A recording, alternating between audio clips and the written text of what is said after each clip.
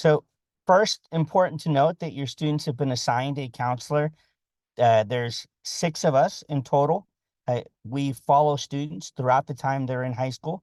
And so we have the opportunity to get to know your students and then can help guide them not only through high school, but for any future endeavors that they have, preparing them while they're at Woodside for the next steps. We do have a expansive team with 3 college advisors, as well as some support staff to be able to make sure that your family never goes without getting their questions answered.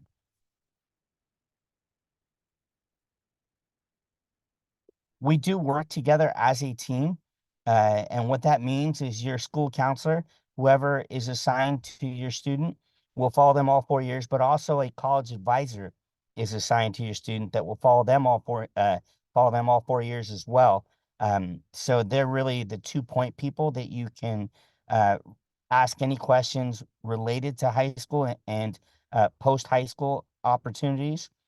But it's also important to note that if your school counselor is unavailable, at any point you could ask another school counselor any general questions, and we're here to be able to answer them. I highly recommend best practice is whenever you have a question, I would just email the school counselor as well as the college advisor together, and we'll just make sure that you get the responses that you need. So the goals for tonight. We're going to go over the timeline of registration. So what's happening and when. We want you to understand what is course selection and how your students will actually go through it. And then we'll actually show you some of the work that we've already done, that your students have done in mapping out classes. We've created a 4-year plan with your students that lives in our Infinite Campus program, and we'll show you how students can select classes and change classes and when that'll all be finalized. So that's the goal for tonight. This is supposed to be interactive, and so if you have any questions, please enter them in the Q&A, and we will work to respond to them either out loud or if they're more individualized questions, we'll type them in the Q&A function. So we invite you to ask any questions along the way, and we'll make sure that we address them. But thank you again for joining us. And now I'm going to hand it off to Mr. Thornton for take us through the timeline. All right. So thank you again for joining us. I'll go over a little bit of the 9th grade registration timeline. So what we just finished with our 9th graders, just actually yesterday was the last day that we did our lessons and our 9th grade presentations. We went into classrooms and we did a 4-year plan with students. So not only did they select classes for next year, but they actually selected classes for 11th and 12th grade. Nothing was finalized, but we just wanted to give them a bigger picture of everything. So that way they could see which math class they might take next year, what history class that they might be eligible for their junior year, and then all the way through senior year. So it's just a little bit of a timeline so that way they can get a greater sense of what to expect for their 4 years at Woodside. So that was pretty much February 2nd through the 12th. And then the next period, which is pretty much now until March 27th, students can check in with teachers to find out, like maybe they're on the edge whether or not they wanted to do an English 2 or AS English 2 class. Or maybe they're really considering doing a computer science class, but maybe they had some experience with computer science. Just any kind of electives or any kind of classes for the following year, students now can either have conversations with you, obviously, as parents and guardians, but also with teachers as well. So that way they can get a little bit of a better sense of what to expect for those classes. Students also have access, and families as well, to the course catalog online too. So if you aren't 100% sure what they do in a digital music production class or what they do in a foods and nutrition class, you can also find a little bit more there through our Woodside website. So now until about the 27th, students are just kind of looking at which classes they might want to try to take. They can actually still go into Infinite Campus and make changes to what we just did when we were in our classroom lessons. And then after that, from the 27th through April 3rd, students will actually meet with us. So they'll meet with their school counselor, we'll meet with them one-on-one, We'll go over the classes that they selected when we did our 9th grade lessons, our 4-year plans, and the time that they had to be able to make changes. We'll meet with students and really finalize things to find out what they would really want to try to take. And again, nothing is really solidified, right? Whatever they select, students can still make changes. Because usually what happens is right after we meet with students, we're going to email you a list of all the classes that they plan on taking. And that's going to be that process from April 3rd through April 26th, is you'll actually have an opportunity to go in and make any changes that you see fit. So just something to kind of take a look at. And when you have access to this slideshow, you'll be able to actually click on that course change request form, and you'll be able to make any changes starting on April 3rd. And then the very last thing is from May 1st through the 26th is just that last change, our last chance to make any changes through what we call our OIU, or online information update. So that's just a quick overview of what to expect in the next several months to conclude their freshman year. So registration timeline, just to continue on with this. So again, as I mentioned, we're going to have one-on-one meetings. So first, people that we'll meet with are 11th graders. So we'll meet with them from February 14th through March 11th. Then we'll meet with our 10th graders after that, from March 19th through the 26th. And then we'll meet with our 9th graders, as I mentioned before, March 27th through the 3rd of April. And then after the student meets with their student, after the counselor meets with their student, we'll confirm the courses, and you'll be able to make those changes through that Google form, as I mentioned, all the way through April 26th. And then that online information update will be open May 1st through the 26th of May. So this is just a quick overview. I won't go over too much detail with what the exact graduation requirements are compared to the college entrance requirements, which we call the A through G requirements, which are pretty much the requirements to try to get into a Cal State, a CSU, or a UC, which is a University of California.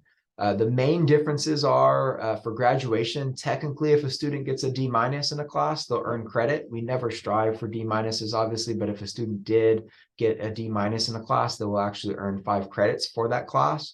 But if you're thinking about trying to go to a 4-year university, they need at least a C- or above to be able to meet that requirement. If a student failed a class or maybe did get a D in a class, there's 2 ways to be able to recover those. That's through summer school, which we'll also be able to sign students up for through summer school. And then we will also have the opportunity to do it through Edgenuity, which is an online credit recovery program. And then the main difference between a Cal State and a CSU is that Cal States need at least a 2.5 GPA, and then UCs need a 3.0 GPA, so about a B average for UCs. So that's the main difference. You'll see that in terms of English, students need 4 years all the way through. Math, the big difference between graduation and A through G is 2 years for graduation. And then for A through G, it's passing at least geometry and algebra 2. That's the minimum requirement. And then for the most part, you'll see a lot of them kind of have a lot of carryover all the way through. All right, so this is just going to be an example of what a 10th grade schedule will look like for next year. You'll see for graduation purposes, a student will have an English class. So that will be any kind of English class in terms of English 2, AS English. We'll have those opportunities for students. We'll have an opportunity to take world history or maybe AP world history. They'll have a math class, a science class. They'll have a PE class because students do need 2 years of PE. They could also do a sport, right? So if they do plan on doing a sport, 3 seasons of a sport starting their sophomore year actually counts towards PE credit. So that could be 3 seasons all in 1 year, or it could be, let's just say it's volleyball. They could do volleyball sophomore year, junior year, and then senior year, and then meet that requirement that way. And then that last one for graduation will just be an elective. The only main difference that you'll see for college purposes is we recommend doing a world language. So that will be the requirement for that, because students need at least to get to the 2nd level of a world language, or doing 2 years of a world language to meet that requirement there. All right, so the next things to be aware of, the courses will be changed automatically with completion of a Woodside High School summer school course. So what that means is, let's say that a student didn't pass Algebra 1 and we had Algebra 1 as a class for their sophomore year, just to repeat it, right? If they complete that Algebra 1 class over the summer, we'll automatically change that student into geometry. Another opportunity that I highly recommend for families is potentially doing a geometry class over the summer. So same thing there. If a student plans on doing geometry over the summer to get ahead, so if they did really well in Algebra 1, and they felt like they really want to try to either explore doing Algebra 2 or Algebra 2 trig their sophomore year, they have an opportunity to do that geometry class over the summer. They'll still select geometry, and as soon as they complete that course over the summer, we'll automatically change them into Algebra 2 or Algebra 2 trig. As I mentioned with PE, students should be enrolled in PE. There's 3 options. There's PE dance, there's PE weight training, and then there's just a normal PE 2 class, or they can complete it with 3 seasons of a sport after 9th grade. The last thing here is 9th through 11th graders do need to be enrolled in at least 6 classes. And 12th graders, the lowest number of classes that they can have, the absolute minimum is 5 classes. So that's just the basic requirements of what to expect when you are doing the registration process. Mr. Thornton, there's a question in the Q&A. Can you please explain what AS English is and what pathways are for AP English? Thank you. I'm glad you mentioned that, just because I don't want to assume that that family knows exactly what AS and AP classes are, so I will explain a little bit more of that. So AS stands for Advanced Standing, which is an accelerated course. They move at a faster pace. The best example is AS English 2 for next year.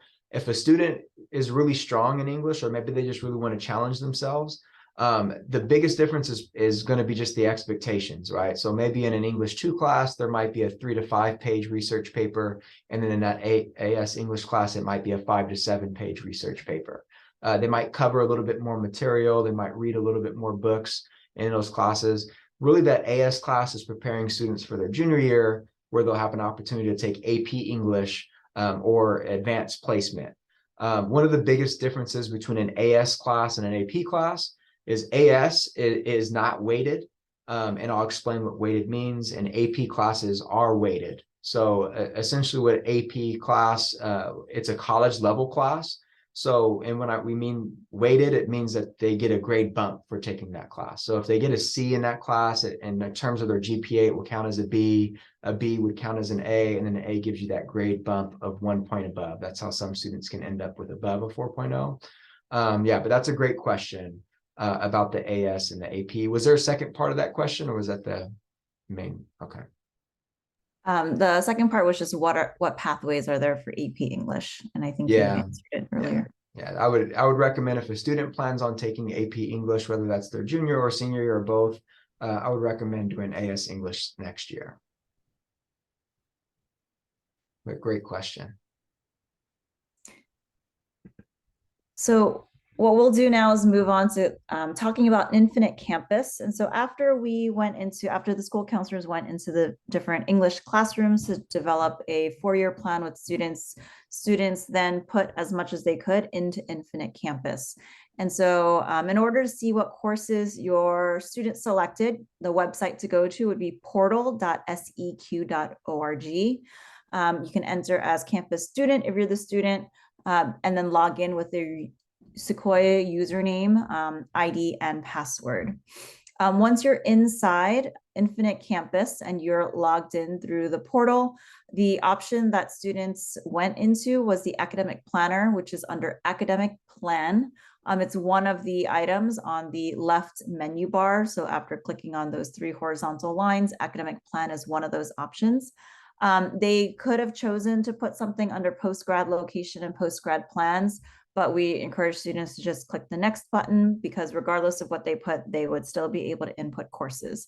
And so once they hit next, you'll see a screen that looks like this. Freshman classes will be pre-filled out for students. For example, the courses that a student is already taking, for example, if the student was currently in English 1, it would show up over there. And then students were invited to put in their sophomore classes. This screenshot is actually a screenshot of a rising junior entering their junior classes. But if you could just imagine that these columns are 9th grade, 10th grade, 11th grade, and then 12th grade. Students would be entering courses into their second column, which is their 10th grade year. And they only need to enter the course once. There's oftentimes a little bit of confusion between the numbers, like why do the numbers not match up? For the purpose of just putting in the courses, the numbers are not very important right now.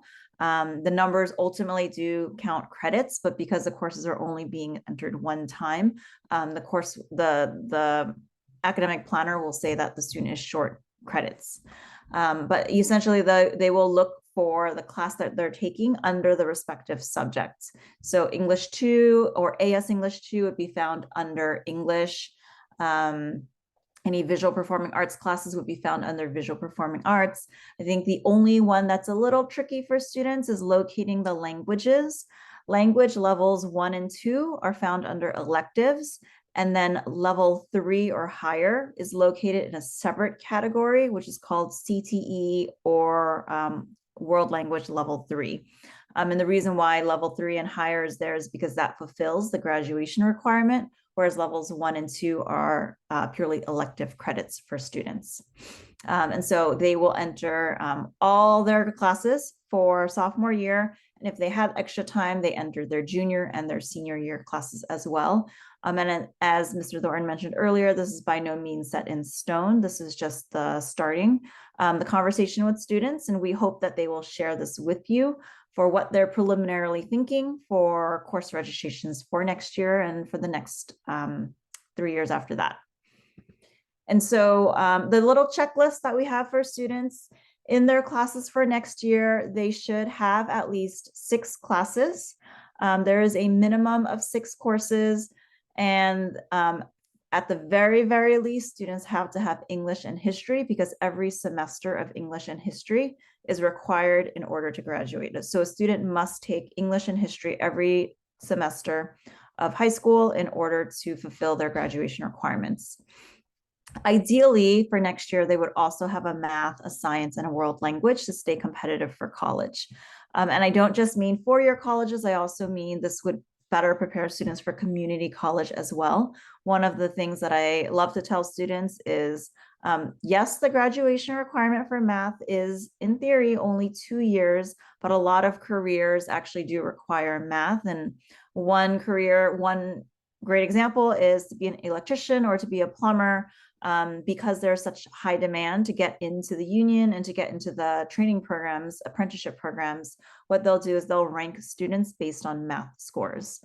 And so we never encourage students to stop after 2 years. We encourage them to take as much math as possible, and similarly as much science or world language if they want to stay competitive for colleges, because this will probably help students to develop a stronger academic background, even if they go to community college and then transfer. We also encourage students to have PE in their sophomore year, or at the very least, a plan to complete PE, whether that would be through a sport or through community college. And then we do ask students to try to keep track of whether they are A to G or graduation eligible or on track for both of those things. If not, we will likely be talking to them about summer school during our registration appointments with them between March 27th and April 3rd. Ms. Locke, a question came out. If you take Spanish 1, if Spanish 1 and 2 are electives, does a student need World Language 3 and 4 to get into the UC? Yeah, that's a great question. So the official UC requirement is a minimum of 2 years. Level 2, which would be, so level 2 of the language is minimum, but they do recommend 3. We are also seeing that some of our most competitive students do complete 4 years or even through the AP. So it's really up to the student to see how much they want to challenge themselves, because for some students, they do value the languages. And for other students, for example, they might really value the arts and choose to spend their free elective period taking a visual performing art class or one of our CTE courses, because that's what they're interested in. So there's no The minimum is 2, the recommended is 3, but what a student takes is really kind of up to their interests beyond that second or third year. And then I think I see a question of a student started with Spanish 4. Do they still need 2 years of language? So level 4 is already counted as technically the 4th year. So at that point, a student would not need to, they've already met the minimum and the recommended. They could choose to take AP Spanish for an additional year above that to look extra competitive. But it is by no means required to do more than level 4 for college purposes. Okay. In addition to this slide deck that we will be sharing, there's also additional resources found on the Woodside website. So I'll just click through a few of these and hopefully the screen will continue sharing. We do have a course catalog. The one on the website is currently the 2023-2024. We will soon be updating it with the 2024-2025 course catalog. There are just minor changes in terms of the naming of some of the courses. But for the most part, if you click through this tonight, most of the items are pretty similar. You can also click this button to make it full screen. Actually, this page over here, this 4-year plan document, which I know is super small right now, is actually a handout that we gave to students in their freshman English classes when we help them develop a 4-year plan. So all of them should in their backpacks have a hand filled out copy of this exact handout. And as you go through the course catalog, you'll be able to see all of our electives, all of our course offerings, as well as descriptions of each of the classes broken down by subject area. In addition to the course catalog, one of the things that we also offer is a rigor matrix. So every January in tutorial, students are invited to fill out a survey in order to explain, oh, in this class, I complete this much homework. So every class is mapped to a student inputted number of hours or minutes of homework they spend every time the class meets. And that's the average that you see over here in the rightmost column, where it says student input homework per class meeting. So one example is, as we're looking at English 2 versus AS English 2, which was brought up earlier, English 2 is the emphasis on the rigor. This portion is teacher written.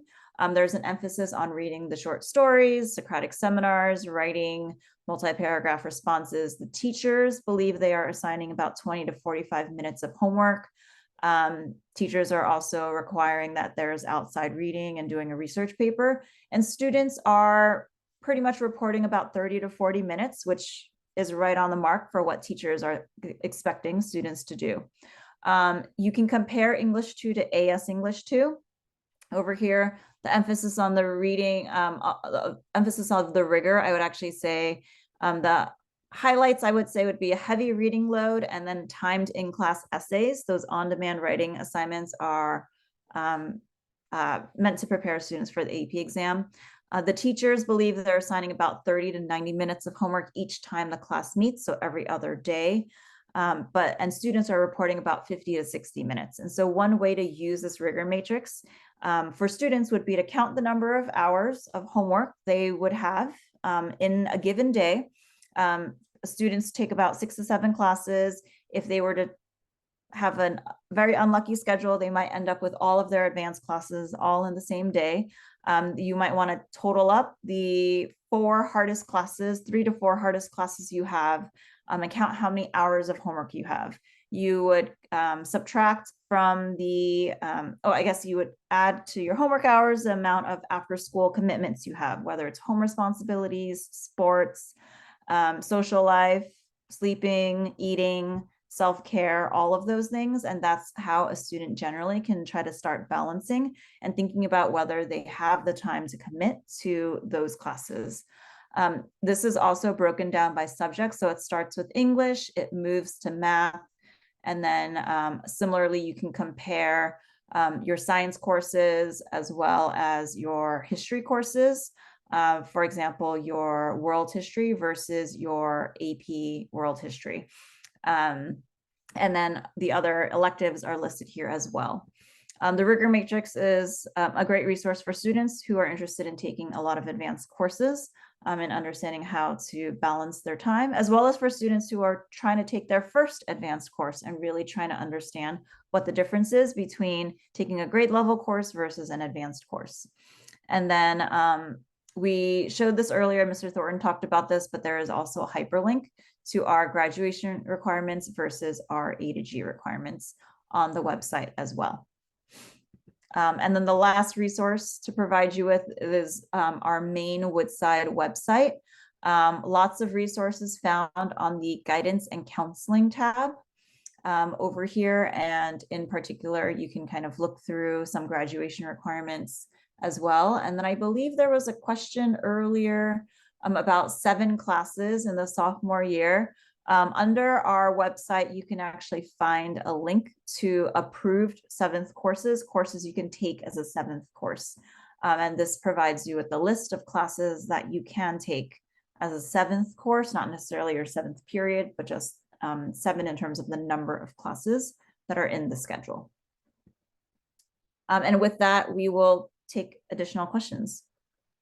I think just important to note as well that the 7th class is not the 7th period.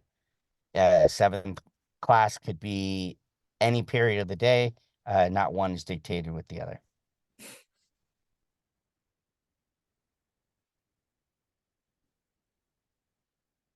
It looks like you guys were so thorough that there's no further questions. Oh, we do have a question. Can these documents, example rigor matrix, be found on the website, Infinite Campus, or only links through the PowerPoint? The rigor matrix can be found on the website. My favorite way of finding it is literally to type rigor matrix, but it actually looks like it's under guidance and counseling, graduation requirements, course. Oh, sorry, I'm not sharing my screen anymore. I thought I was sharing my screen. Let me share my screen again. Under our main website, if you go under guidance and counseling, under graduation requirements, course offerings, a lot of what we've shared is here. For example, the graduation requirements would be for the class of 2025 and above. The course catalog, which is currently the 23-24 version, is found here. The math pathway, which we haven't shown, but I'll click on it, is also over here. This will also get updated soon. Our science pathway is here, which breaks down like which type of science counts for which science course counts for which type of science, because a student is required to take at least 1 year of a life science and 1 year of a physical science. And then the approved 7th courses are also found on this website, as well as the rigor matrix. So most items can be found under guidance and counseling, and then graduation requirements / course offerings. And I believe this will probably also be where the recorded video might live. Absolutely. We will make sure that we post the slides as well as the video on the website. And moving forward, most of the information that you'll see presented will live on the website. So you could always reach out to the counselor or go directly to the website to find those things. Looks like there's another question. I'm happy to answer this one. It says, is it okay to not take PE as a sophomore if you plan to do 2 seasons per year of sport? So yes, if let's just take, for example, track and badminton. Let's just say if a student plans on doing just 2 sports each season, they just need total of 3 seasons to be able to meet the requirement of that last year. So if they did 2 sports sophomore year and then really just 1 their junior year, they'll meet the 3 seasons that they would need there. So yeah, great question. Important to note, if your student is already playing sports, and that's an easy answer. But if your student is looking to play sports to avoid PE, those are usually the times where sometimes it can be a struggle. We want to make sure that students complete PE. It's easier to get it done in the first couple of years than it is to get it done as a junior or senior. We always have seniors at the end scrambling to complete PE because they hoped to avoid PE and then decided or realized that 2 hours of a sport 5 to 6 days a week is not the ideal alternative. So just make sure that your student is making a conscious decision when when not taking PE sophomore year. There's a question about AS chemistry. We'll come back and answer the question about the incoming ninth grade and the process for that. But since I did mention a little bit about AS classes, all AS classes, well, AS English is not weighted, but AS chemistry is weighted. AS chemistry is the only AS or advanced standing class that is weighted. So that means that that class does get a grade bump. So students do, if they get a C in the class, it counts as a B counts as an A gives you that 1 point above. So that one is. There is a question about club sports, and unfortunately at this point, club sports do not count towards PE credit. They don't count towards elective credit. The only time a student can get PE credit is if they're actually playing a sport for the school. And so being a team manager or something like that also does not give PE credit. There's also a question in the chat about if a student takes a regular English class, can they take AP their junior year? At any point, a student is welcome to take an AP class. There's no GPA requirement here at Woodside. There's no necessarily a prerequisite requirement to taking the AP. Students prefer to take the AS class because they feel that especially for English, the practice with the on-demand writings in the sophomore year helps prepare them for the junior year. And the level of rigor in the course feels like a more natural transition, but it's not by no means a requirement to take the advanced standing class in order to take the AP. So And there then was a question. There go was a ahead. question about incoming ninth graders, and we work with the feeder school. So if it's a student that's going to a school in Redwood City, we work directly with that school to be able to register students. You still have to do the online registration to be considered a Woodside student. After that point, we work in partnership with the middle school to be able to make sure your student's registered. If your student's coming from out of our area, so a non-public school or out of the area altogether, after the online registration, we will host appointments in the counseling office to be able to orient your student and select classes for the following year. We do require students to have Lexile scores. If they don't have them from 8th grade, then we'll administer a test to be able to get those Lexile scores, and that helps us guide English placement. With math, it's directly related to the course they're taking in 8th grade.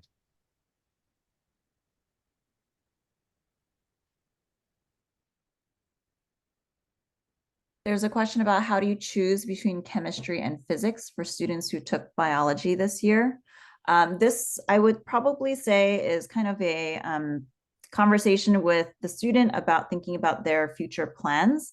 I would say our science department believes chemistry is pretty foundational to some of the higher level science classes, though.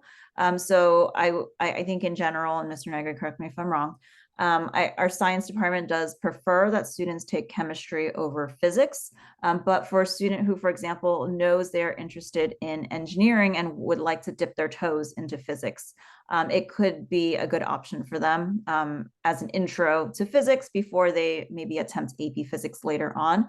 So I would say a combination of what the student's career interests are could be a good way to kind of think about what to choose next. And then also a conversation with their current science teacher would probably help benefit them in choosing between chemistry or physics for the following year. That's absolutely correct. There's another question about AS English, and I guess if I were to total the questions up, AS English, is it seen as a more rigorous course than grade level English? And would colleges prefer to get an A in regular English or a B in AS English? And I would answer Oh, go that ahead. depends. I'm sure we probably all have different examples of when a student would be better served getting an A in regular English versus AS English, or a student getting a B in AS English. It just really depends. I'll defer to my colleagues as well to give other examples. It depends on I should say it depends on the system they're applying to. Mr. Thornton, were you going to Yeah, I say would something? agree with that. I would say colleges would see obviously the AS English class is a more rigorous course just because it's accelerated, just because it's preparing students for potentially doing that AP class or advanced placement class, which is a college level class. So in terms of the way that colleges view it, I mean, in my view, I think that they would see it as obviously the more challenging class. And so if that is the goal and they are strong writer, or maybe they find that English right now is fairly easy and they want a little bit more of a challenge, I would definitely encourage that student to try to take AS English next year. Yeah, I would agree. Colleges like to see that students are challenging themselves. And so that advanced standing class, if we were to, at the end of their, or I guess at the beginning of their senior year, need to write a letter of recommendation for colleges, we would include advanced standing English as kind of an advanced course that students took to challenge themselves during their high school career. But in terms of whether an A in English 2 versus a B in AS English 2, it's really hard to say because it's case by case for every student. And the student sort of has to, they look at more than just the grades. They're looking at everything else the student is doing, everything else the student is taking. So it really is just case by case. So I want to thank you all for joining us this evening. Um, Again, we'll have all the information on the website. We will be meeting with your students individually at the end of March to be able to select classes. At that point, they'll come home with documentation of our meeting, as well as we'll send out an email detailing the courses they selected and the chances that we have to change. In the end, parents get final say. And so we hope to partner with you to be able to help your students along in selecting classes and being the most competitive for their future goals. We invite you to come to the counseling office whenever you have a chance to introduce yourself to your school counselor so that we can get to know you. Um, we're getting to know your students, but also knowing families makes it so much easier to be able to guide that student throughout the 4 years. So again, thank you so much for joining us this evening. Thank you to Mr. Thornton and Ms. Locke for being so detailed in the process. And hopefully this was enlightening to you folks in how we help your students choose courses. I hope you have a great evening and thank you again. Thank you. Have a good night.